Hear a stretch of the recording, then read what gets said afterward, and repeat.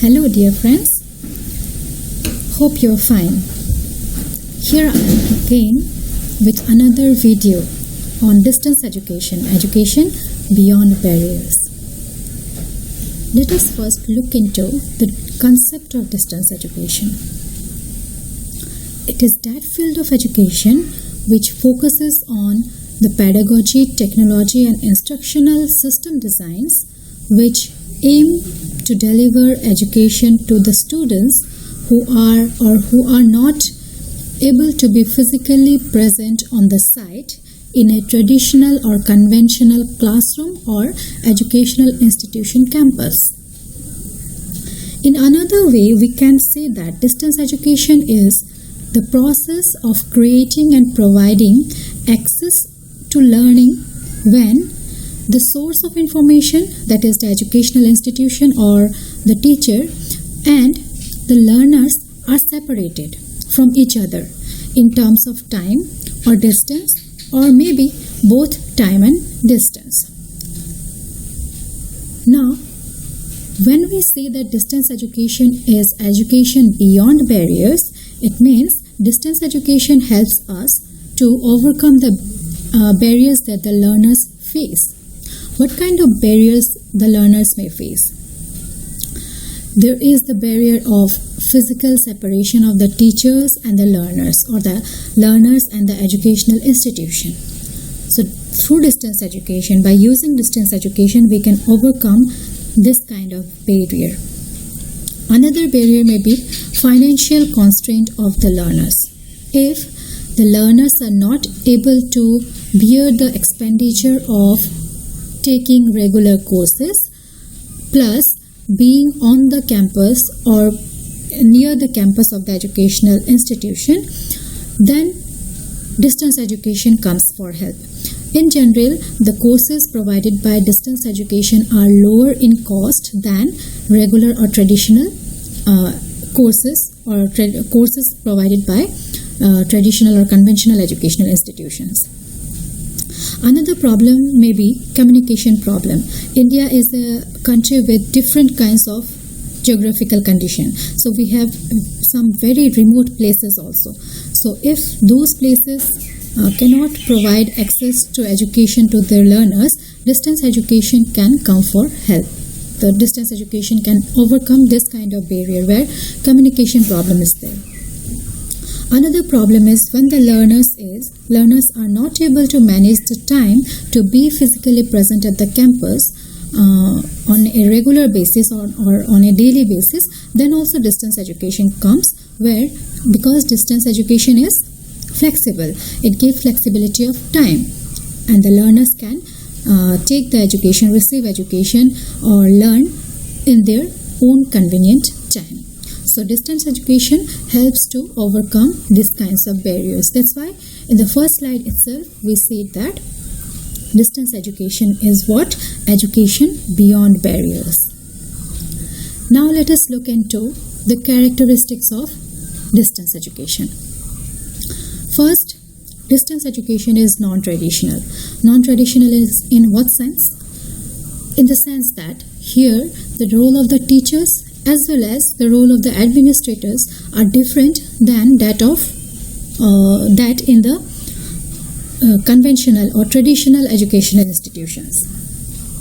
Here the teachers do not teach the learners face to face. They have to teach or provide the materials and then the learners learn.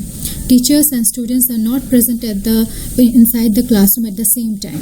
So teachers will put their information or their teaching in the study material and then deliver it to the learners, which is different from a traditional kind of classroom where the teachers deliver at the same time when the learners are present.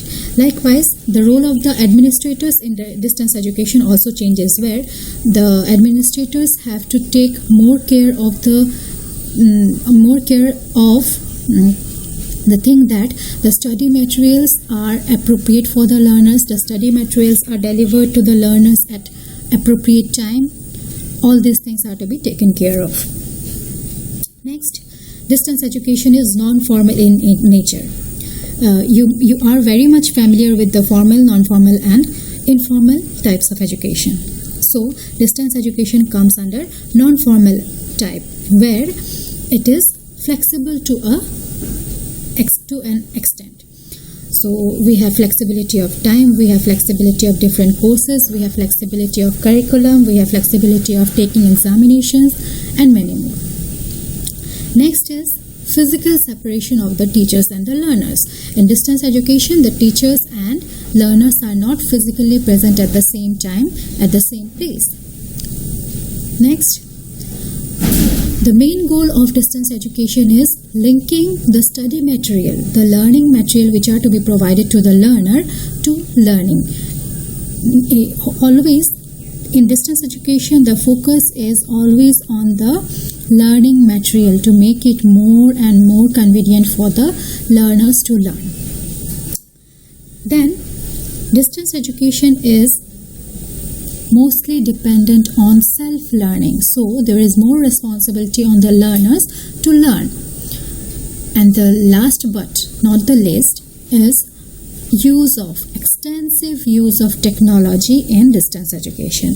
Although we also use technology in our conventional educational institution, but in distance education we have more scope of extensive and intensive use of technology.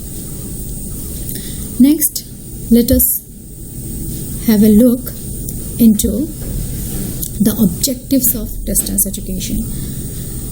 Distance education aims at advancing and disseminating knowledge by a diversity of means. Distance education has the power of providing knowledge or disseminating or delivering knowledge by using different kinds of media. In distance education, you know that we have diverse students. There are many students, and we have to cater to different kinds of students.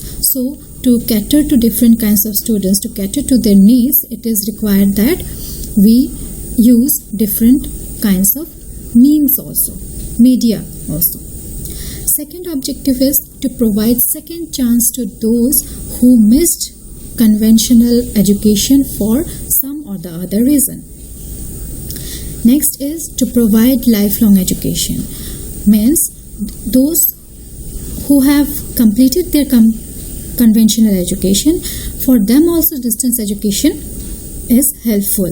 Those who want to get education throughout their life, distance education is there to provide lifelong education. And then to remove geographical barriers in educational access. Like we said in the slide where we're discussing the barriers of education, here distance education's another objective of distance education is to remove any kind of geographical barrier where education is away from education, the learners cannot access the education. So for providing equality of educational opportunity is another objective of distance education. Now, how this distance education is provided to learners? What are the different facilities which are used by distance education to provide education? First is study material, very important. Study material is the focus of distance education. The study materials are to be prepared and then supplied to the learners. Some study materials are then learned by the students and they use it for their education.